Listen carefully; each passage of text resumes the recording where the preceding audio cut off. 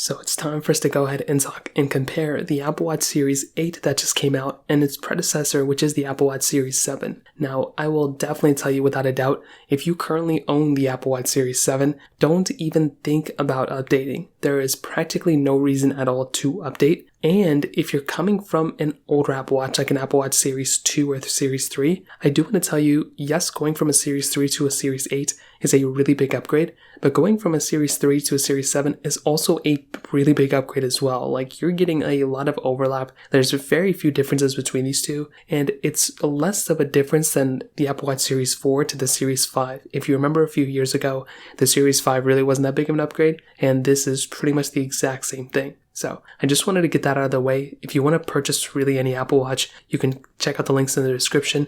You can get them from there. You can help support the channel at the same time.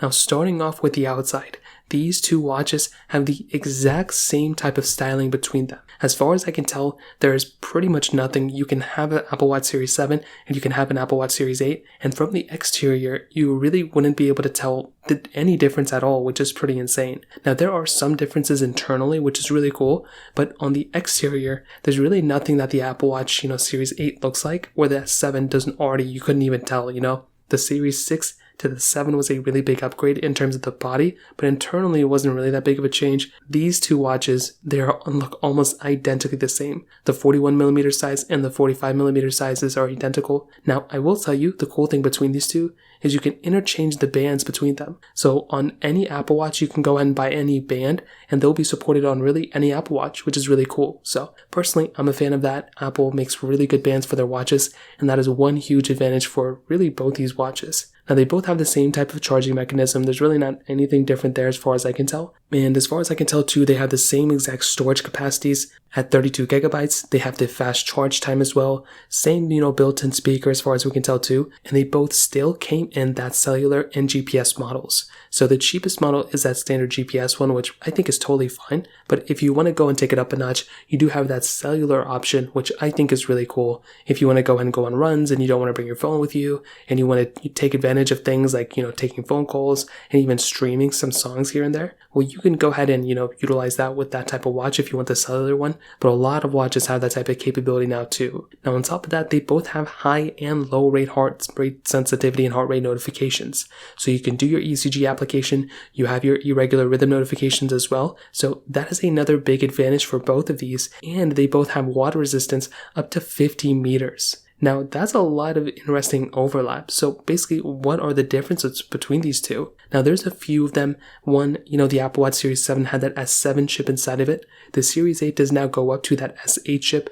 which I think is really cool. So you have a little bit of an advantage now by going up to that specific watch. You have a little bit more capability there, which personally I think is totally cool. Now, on top of that, you do also have some newer internal things. For one, it looks like the Apple Watch Series 8 is more of a durable, swim-proof, and crack-resistant device. With the Apple Watch Series 7, it was still a very, capable, very durable watch as well. But this one seems to be a little bit more durable as far as I can tell. You also have a new temperature sensor built into the Apple Watch Series 8 too. So I think that is a really cool thing for people who want to take advantage of that. Well, you have that type of capability, and if there's any features or anything, for any updates related to that, well, the Series 8 is going to be able to have that type of capability. The Series 7 does not have that type of capability. I feel like it probably could have, to be honest, but that is one thing that we are missing with the Apple Watch Series 7. Now, with that new S8 chip, I think there's going to be better readings and better just accuracy when it comes to taking an ECG and taking other things like that.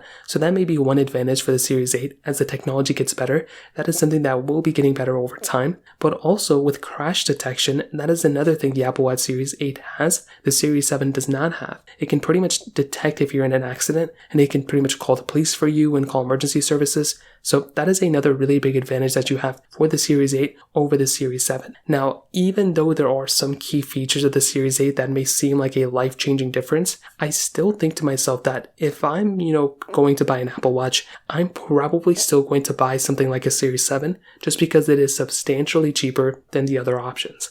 And it's pretty much always going to be like that for me. With the Series 7, I can pretty much buy one for maybe like $250 right now. So that is a really, really big advantage for this type of device. And so that's something I always look at when I go ahead and, buy any type of device. Like I mentioned before, I want to be able to have, the best price device, and I don't want to feel like I'm overspending on it. Although the Series 8 does bring a cool, couple cool features here and there, it still looks to me that the Series 7 is almost 90% of what the Series 8 is. The Series 8, you're getting those cool features. You might be getting a little bit better battery life, but I don't even see them talking about that too much.